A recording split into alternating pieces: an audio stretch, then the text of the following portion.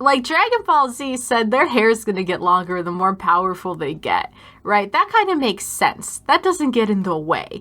One Piece doesn't care about what makes sense or gets in the way. They will just edit around the sword in the mouth and make it look cool. And I respect that.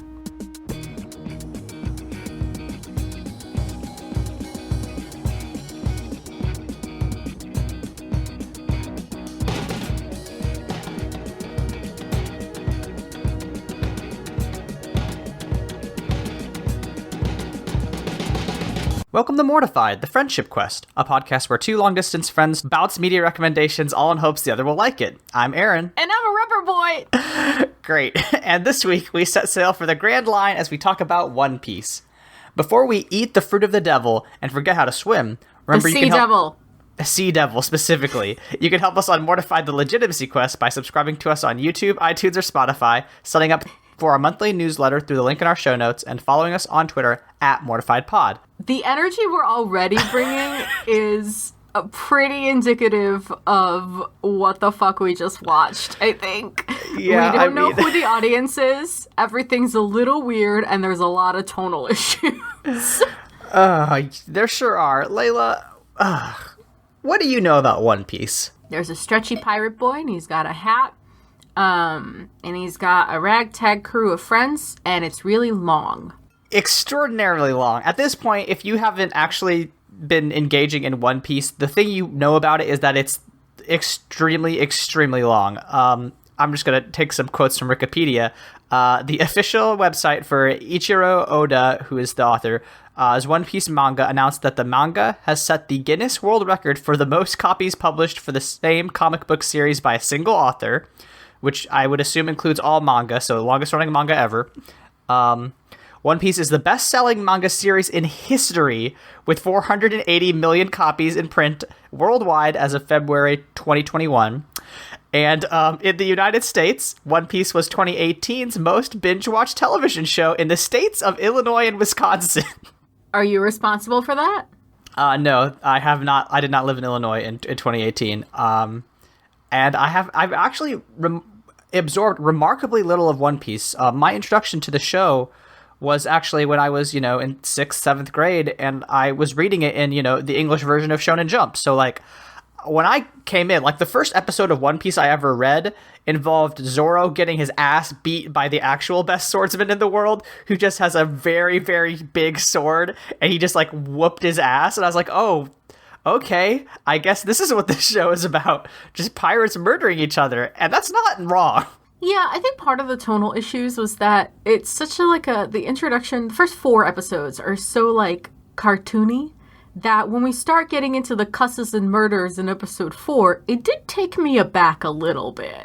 It is so strange, right? It is a very silly show, right? Like, there's all sorts of comic characters, and there's like some genuinely funny moments that we'll talk about, but, like, when we get into the serious shit where, like, we learn about Luffy's pirate dad whose arm got torn off by a giant sea eel, and, like, we're supposed to be like, whoa, this is some heavy shit. Like the episode that follows this, I guess, Luffy launches himself into the air and is carried away by a big bird. Yes, and then the bird gets shot down and he gets put in a cage. And to the funniest quote I think I watched in the first 10 episodes, which was when Zoro finds him and he's like, first you get taken away by a big bird and now you're in a cage. How do you keep getting yourself into these situations? And Luffy goes, actually, it's a pretty interesting story. And I'm like, it was. I'll give you that. You're captured by a clown pirate. And I think that happened, certainly. Mm-hmm. Yeah, it's wild. Let's set up some of the characters. So you've heard Monkey D. Luffy. He's the main character, the titular, shonen protagonist. My favorite quote it was just a random quote that I saw in the One Piece wiki, is "What?" And the quote attribution is Monkey D. Luffy when asked if he knew who Straw Hat Luffy was. And that's his whole character. He's just a fucking dumbass. Yeah, no thoughts had empty dumbass. Absolutely. I think Luffy has at some point read The Secret, or has had The Secret read to him, though, because I've never seen anybody manifest something as powerfully as Luffy has. Like, listen, all shonen protagonists kind of carry The Secret with them, right? Like, they're all like, I'm gonna be Hokage, and I'm gonna be, whatever the fuck else those little boys want to be. Whatever Gon from Hunter x Hunter wants to be. Find his dad. He wants to find his dad.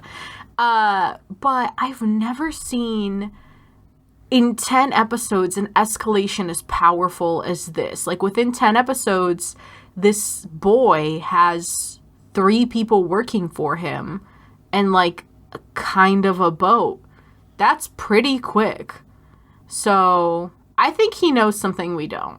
Luffy's fucking got it. He's just got that kind of anime protagonist charisma that lets you just unlock all the doors. He's read all the Paul Coelho novels. He just knows exactly how to get his life in the right position. But not in that, like, relentlessly positive way that, like, Gon has. You know what I mean? Like, it's not like, I'm going to support you no matter what. It's, I'm going to trick you into punching me. And I'm going to be a little chaos monster. And it's all just going to kind of fall into place. It is true chaos. When he recruits Zoro, right? Zoro's like, my dream. Whatever you say, you can't get in the way of my dream, which is to become the best swordsman in the whole world because I made a promise to my best friend when I was young, and I'm going to become the world. And Luffy's like, yeah, I don't actually care because I already said you're on my crew, so that's fine. But, like, you're on my crew now, so it's all right. And he's like, what the fuck are you talking about? Same awesome. With Nami, because she rejected him twice, and he's like, she's our navigator. And Zoro's like, what? Yeah, okay, I bet. It's great. Good. Zoro, though, I mean, we're segueing into Zoro, I'm guessing, right? Zoro, for his part, gets on board pretty fucking quick. Like, by the time Luffy's like, hey, you're on my crew, next he's like, Luffy's my friend, and, like, gets stabbed for him. So it doesn't take him long to buy in. Zoro's like 30 years old, and he's just hanging out with this 14-year-old. He's like a world-famous bounty hunter, and, like, as soon as he meets Luffy, he's like, I guess I work for this child now, and I love him. He's my favorite character, and from what little I've absorbed of One Piece, he's my favorite character, because he is a badass. He's got all the swords, a cool bandana. He's the very typical, like, I've lived by a code, I'm a swordsman, I'm gonna, do all this cool shit. He's got, did you know about his sword style before you watched this? Once I saw it, I did remember seeing some, like, Toonami commercials or some shit that had, like, a clip or something. But I'll tell you, what I admire about One Piece is that it's not pulling. Like, Dragon Ball Z said, their hair's gonna get longer the more powerful they get, right? That kind of makes sense. That doesn't get in the way. One Piece doesn't care about what makes sense or gets in the way. They will just edit around the sword in the mouth and make it look cool. And I respect that. Santoryu is objectively the stupidest sword style I've ever heard of, because it suggests that Zoro's mouth is just as good at gripping as his, like, hands and thumbs. And he can still talk. And he talks pretty good. Like, it says, like, he does have a sword in his mouth, so we can't just, make him talk flawlessly. But, like, he articulates, like, he says all his enunciators. But, like, I do think it would have been hysterical for, like, there to be a goof where Zoro is, like, talking when he's got his sword out, and then Luffy would have been like, I can't, there's a sword in your mouth, I don't know what you're saying. Maybe, and this is me speculating as to what could possibly happen in 900 fucking episodes of One Piece, or however the fuck many there are now, maybe he gets a bigger sword, and maybe that does happen. I can't, a bigger mouth sword. How could he have a bigger mouth sword? Like, does How he get, he like, have any mouth sword, period? Are you doubting the evolution of an already impossible thing? I'm sorry, you're right. I should never doubt Zoro's mouth sword upgrade. I just want him to get progressively larger swords until he's just, like, fucking 3 Buster swords. And then one of them, he's just, like, his head is tilted to the side because he holds the big handle in his mouth. He's like, I haven't worked on my neck muscles yet. My mouth is great, but my neck, I really got to start working out those. Fuck me. And he just uses, like, the weight of the sword to kind of, like, swing. Like, he becomes just weight. It's not about his weight, it's about where he directs the sword weight. Yeah, Either exactly. that or a gun sword that he could trigger with his mouth. I think that would be very funny, too. He pulls the trigger with his tongue, of course. Yeah. I would like that a lot, too. Next Nami. I love Nami. Nami kicks ass. She's the only person with any brain cells. You always got to have a stupid young boy and a capable girl who is selfish. Those are very good character archetypes. Absolutely. I do love that she only likes money and tangerines. I think that's fucking iconic. And I wish her the best. Yeah, I mean, her whole thing is like she wants to get $100 million essentially to berries. I don't know why berries is the currency. Why not? I don't know why she wants it.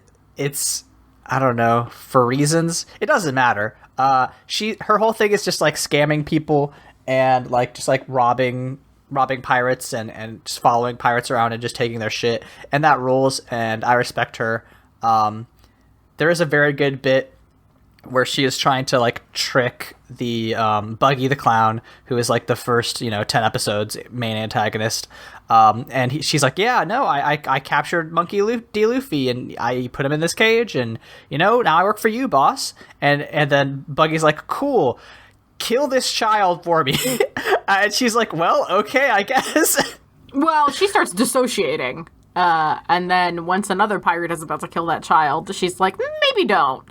But it is still funny because she said no to working for Luffy and then faked working for the clown. And I'm like, that's king shit. No, Nami's great. We love her. I don't know much about her character arc. She is a woman in an anime from the, late 90s. So I assume she doesn't get as much screen time as probably she should, but I really do hope that they treat her well. Yeah, I guess she didn't get a flashback like the rest of them did she? No, I mean, like, she talked about how, like, her whole family was killed by pirates or whatever, but that was it. Yeah, because everyone else got a flashback, which I was really surprised we got as much about Luffy that early on as we did. We got, like, the whole Shanks story. Yeah, they devoted a whole episode to it, and that's the same way in the manga. Like last summer when I was depressed, I read about the same episode number in the manga because my local library just had them available, and like the anime follows it very closely, and it's interesting. I think the anime's musical choices actually detract from the story, and sometimes because they mess with the tone so much, but. It's certainly interesting. Yeah, and Shanks isn't on our character list, but I would be remiss not to say that Shanks is hot. Usopp. Have you seen this Pro ZD skit? I'd probably seen it, but I had no idea what it was in reference to. Okay, I'm gonna send you a Pro ZD skit. It's 30 seconds long. And for listeners, I'm gonna put it in our show notes. I'm putting this in our chat right now. But this Pro ZD skit is called Trying to Convince Your Friend a Character Gets Better. And that's what I think of when I see Usopp. I don't know about this guy. I'm scared. I don't want to do it. I'm too scared. This guy fucking sucks. Usopp is very... wait till episode 50 is such a fucking mood. Yeah, like a lot of anime, it's just like, it gets better after you've watched 20 hours of it. Oh god, yeah. for a lot of shows, I assume probably for One Piece, we watched literally 1% of it. We watched 10 episodes, which is actually less than 1%, because there's more than 1,000 episodes, so. Yeah, like even in Full Metal Alchemist, Ling is super annoying when you first meet him, but then you have to clench your teeth and be like, it gets better, I promise. You gotta just sit there for a minute. Every anime has at least one. Yeah, but this one is Usopp. He starts out like, I'm the village idiot, and I lie and tell everyone a pirate attack is happening, but, I'm also just a big coward, and everyone hates me. And then, also, I have a hot, rich girlfriend who loves to hear my lies, and presumably that gets resolved. We didn't see the resolution, because we didn't watch that far, but, I assume the evil pirate that is, secretly his rich girlfriend's butler gets defeated by Luffy and Usopp somehow. What fucking kind of name is Clawdor? Clawdor, yeah, a totally normal butler name. Christ. Yeah, the names do take me for a spin a little bit. But like in a fun way. I'm not, not. But yeah, I do not like Usopp. And as I wrote in my notes, I would watch the show if it were shorter. I refuse to watch anything over 52 episodes at this point in my life. I just do not have the attention span. If somebody one day wants to like abridge One Piece, absolutely, 100%. I'll watch shit out of like an abridged quick run of One Piece, with some commentary to fill me in on the bigger gaps, But I will not be sticking around long enough to see Usopp get better. I am sad I didn't meet the like blonde smoking man. I think he's the cook. Sanji, right? yes, the cook. Yeah, that's one of my favorite character archetypes, and I am bummed I did not see him. Yeah. Well, one day when we do One Piece Brotherhood, we'll figure it out. We'll cut it down. We'll figure it out somehow. That's good. Yeah, great. Awesome. I love that very much. So, I mean, to address the length, I read through a couple Wikipedia articles, and I just want to read some quotes because without reading exactly what happens, I think it's hard to understand the scope of One Piece. So, Oda revealed that he originally planned One Piece to last 5 years and that he had already planned the ending. However, he found it would take longer than he expected as Oda realized that he liked the story too much to end it in that period of time. In 2016, 19 years after the start of serialization, the author said that the manga had reached 65% of the story he intended to tell. On July 2018, on the occasion of the 21st anniversary of One Piece, Oda said that the manga had reached 80% of the plot, while in January 2019, he said that One Piece is on its way to the conclusion, but that it could exceed the 100th volume. In August 2019, Oda said that, according to his predictions, the manga will end between 2024 and 2025. Anyway, in January 4th, 2021, One Piece reached its 1,000th chapter. So, yeah, that's... When we talk about not wanting to finish One Piece because of its length, that's why. Wow. Well, as I told you, my theory is that the One Piece is like his physical wealth. Ichiro Oda's fucking $5 billion from the One Piece franchise. Yeah, that makes sense. I think Mr. Oda realized at some point that the cash cow is going to keep spitting out money, and he said, fuck it, that's the One Piece, and One Piece is for me. And the last chapter is just going to be him drawing himself sitting on top of a pile of fucking dollaroos, and I love that for him. I love artists getting paid, so like I'm pro. The last panel is just his bank information. And he's so rich it doesn't matter. Oh my Christ. Or with every volume of One Piece, the final volume of One Piece has like $1 from his personal account. Oh Christ. I want to talk about that though, because you brought it up when I was like, man, this show's so fucking long. And you're like, yeah, because he makes so much money. And I'm wondering like what your thoughts are on that. Like, do you think that someone's relationship to their art can be changed by like exactly how financially successful it is? No, yeah, for sure. I mean, like, that's not a question, right? That's yeah, absolutely. But I think it's right, because I think we talked about it in the context of, like, you're just working on this, like, one thing. If you are making so much money off your passion project that you only have to work on your passion project, it's so much easier to have the energy, right? It's so much easier to have the energy. Plus, One Piece is so famous. We just lost, oh my god, I'm blanking on his name, the author of Berserk. Yeah. Yeah, and right, but that series wasn't making enough to, like, make up for the, like, really tough working conditions of serialization, right? Kentaro Moira. Yeah. Just tragic passing. Super talented storyteller. But, like, you know, like, it's hard to say because I've never really made money off of my original work. I do what I do for fun, but I'll tell you, like, I don't have time to work on my original work because I have to do the stuff that makes me money. And that when that happens, you have to, when the original work you do have time to do, you have to scope it down quite a bit, right? Mm-hmm. Like, I know you and I have talked about writer's block recently, and in terms of like what you're working on, do you think that if you had, you know, a 6-figure book deal that you could only need to work on your novel, like, do you think that would change the way you work on it? I mean, definitely. Like, for one, I would probably drop out of grad school immediately, um, and also all my other jobs, because I'd be like, no, I actually want to, if I could quit my real jobs, I would. No offense, I love working at them, but like, I do work at them to get money, and like, if I was able to make money off a creative pursuit, especially a significant amount of money, not just like $100,000, but like $500,000, like.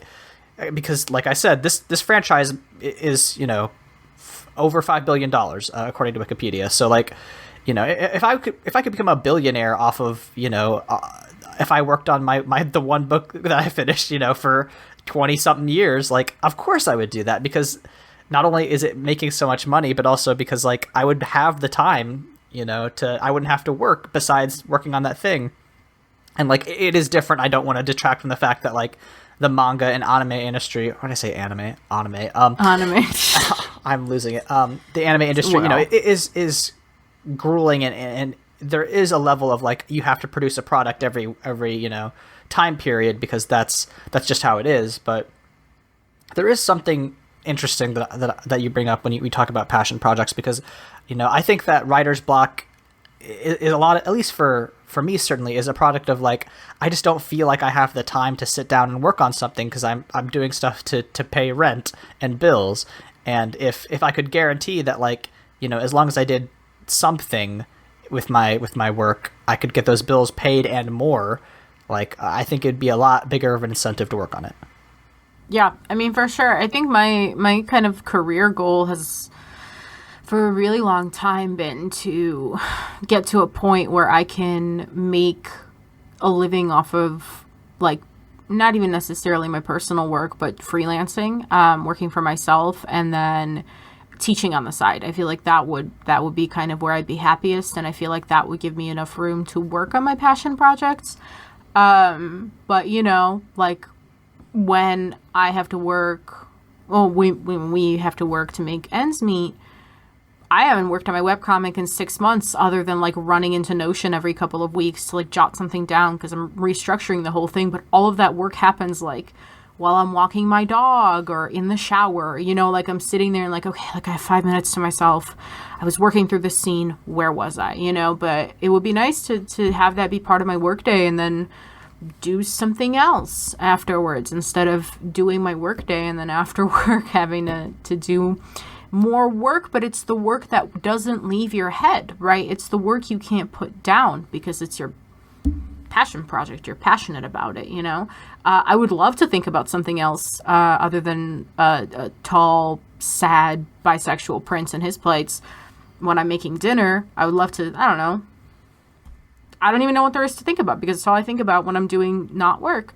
But I'm sure that, like, if that work was also making me money, I would have a completely different relationship to it, because, well, also how much money are you making off of it, right? Because if it's barely enough to make ends meet, that's a different relationship to when it's kind of like making you a cushy amount. Oda could literally stop making One Piece and be fine financially for a couple of years while he fucking drags it out.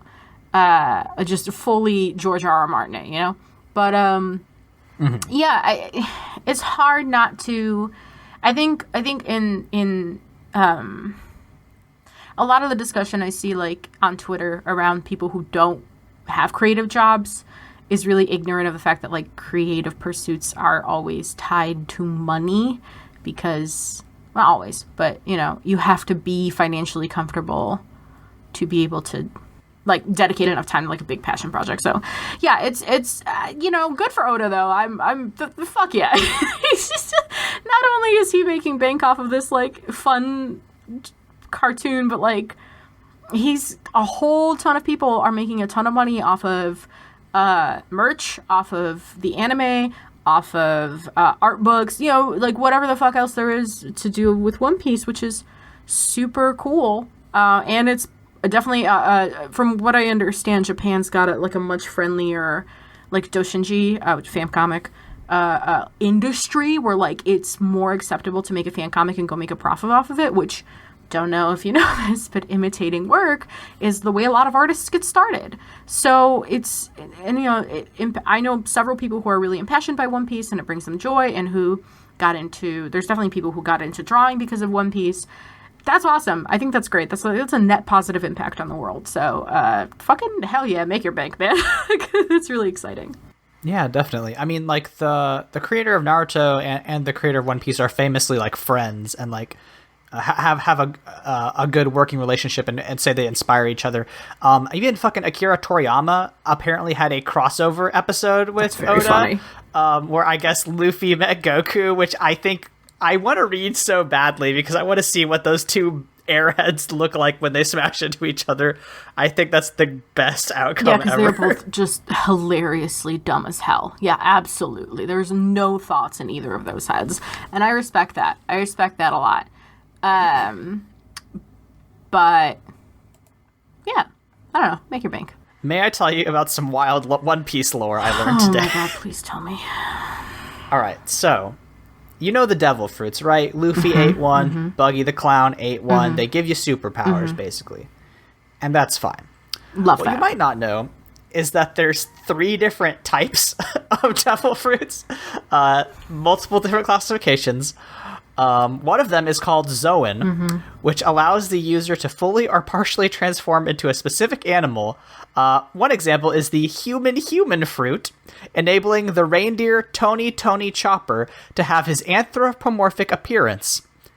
Through an unknown technique developed by scientist Dr. Vegapunk, inanimate objects can also eat a devil fruit, such as Spandam's sword Funkfried, which can transform into an elephant. So, that's a thing I learned. When you gotta really build out the lore when you've got 1,000 episodes. There's another thing called Haki, which is literally translates to ambition. It's a latent ability that every living being in the world of One Piece possesses, although very few manage to awaken it, and even fewer master it.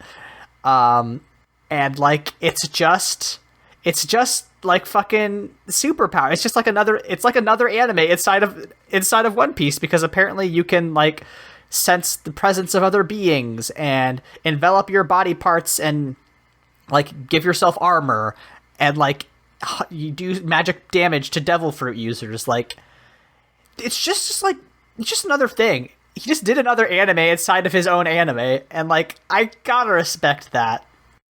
Like you said, when you have 1,000 episodes, you really gotta flesh out that lore. I'm reading here that Netflix ordered a live-action series, which is hilarious, because one of the thoughts I had while watching it was like, wow, I'm glad there's not a live-action of this, because it's appealing in cartoon form, but I feel like it would be terrifying in live-action. So I'm glad my nightmares are coming true. Yeah, I think its development got delayed due to COVID, but 2022... I can't wait to see a live-action man stretch his arms out 1,000 feet. Do you think he'll be a hot 25-year-old teenager? God, I hope so. I think that would be very funny. It's, one of my favorite live-action tropes, especially like the Winx saga. Those are 25-year-olds, obviously. Shadow and Bone, I mean, I think we've discussed they're not teenagers in this one, but no one told us that. So when they got cast, we were like, those are some brooding 25-year-old teenagers. So I'm hoping that Monkey D. Luffy is also a fun 25-year-old that is supposed to be playing like a 14-year-old. I think that would be very good. Yeah. Are you all right with this just being a short one? Yeah, except I had just had a thought. And the thought was, what if the wigs are like Full Metal Alchemist bad?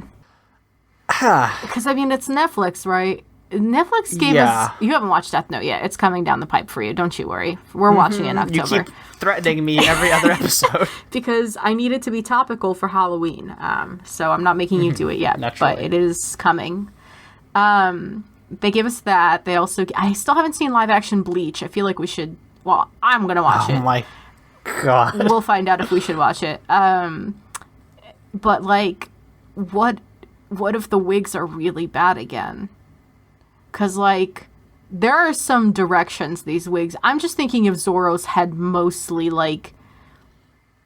Would they bleach a real actor's hair for that? Would What if you could like see is it? I'm concerned, I think is what I'm trying to get at. I'm just, oh my God, and how is he going to hold the sword in his mouth? Is that going to be, Aaron, I have a lot of questions.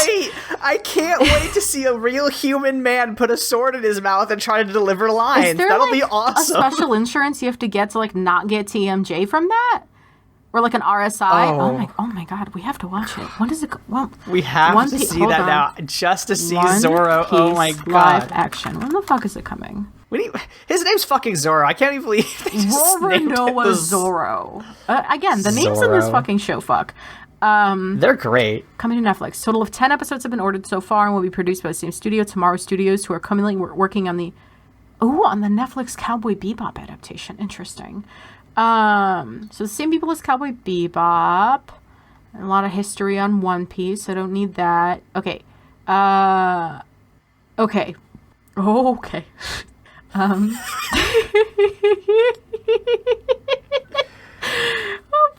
Idaho. Okay, so some facts about live action One Piece. Production was supposed to wrap this February, so it got delayed, and there aren't any dates yet.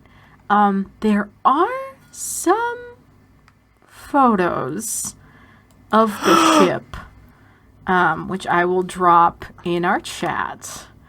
And they are filming in Cape Town, South Africa, which I think is interesting. So that's a fun set of tax breaks for them. Oh, wow. I mean, the ship looks kind of good. Yeah, the boat does look good. We'll put that in our show notes. It's, I'm impressed. There's some speculation about casting, but, I don't see anything. It does concern me. Well, I guess I'm not concerned. I don't know if I necessarily have any thoughts here, but the boy they're speculating to be Monkey D. Luffy does look older than 14. Not by that much, which I'm a little bit impressed by, but he does look a little bit older. Okay. That's not bad. Yeah, no, he looks maybe, 17. 18. Yeah, 17, 18. Not bad. Yeah, that's a good fit. I hate to say this feels promising. We'll see. We'll see who they put in the Buggy the Clown suit. Oh my God, me. I haven't told you. They reached out recently. Honk, honk, congratulations. It's clown time. Those are my last thoughts about One Piece. I thought it was a bizarre delight, and if it was shorter, I would watch it because it is funny. But yeah, I'm okay with this being a short one. Aaron, where can people find you on the internet? People can find me on the internet at AaronSXL, where I tweet about public health policy and also tabletop RPGs and other weird things. Mostly cicadas at this point. It is a lot of cicada watch, yeah. Yeah, it fucking sucks. You can also listen to the other podcasts I do at The Bible Boys. We just released an episode yesterday about the film Silence, which was really fun. And hopefully we're going to watch The Da Vinci Code sometime this week because they just announced that there's going to be a fucking Da Vinci Code prequel where they talk about young, sexy college Robert Langdon as if that character wasn't enough of an author insert. So really psyched to learn about that. Thanks, Peacock. Leyla, where can people find you on the internet? You can find me at LEYLSES on Tumblr, Twitter, Instagram, where I tweet kind of whatever, honestly. I will get back to my webcomic soon, so you can watch for that if you like gay found family shit. And I'm gonna plug, I haven't plugged Marty's games in a while, so heart-forge.tumblr.com, also heart-forge.itch.io. Go play those games. It would make me happy if you did, and also told everyone about them. I do nothing but shill for Marty, who's actually doing creative work, while I, as we mentioned, make money. Now, I see your closer options, and I would like to set you up for one. Hey, what happened to our beloved mayor? Oh, I'm the one who kicked that old man's ass.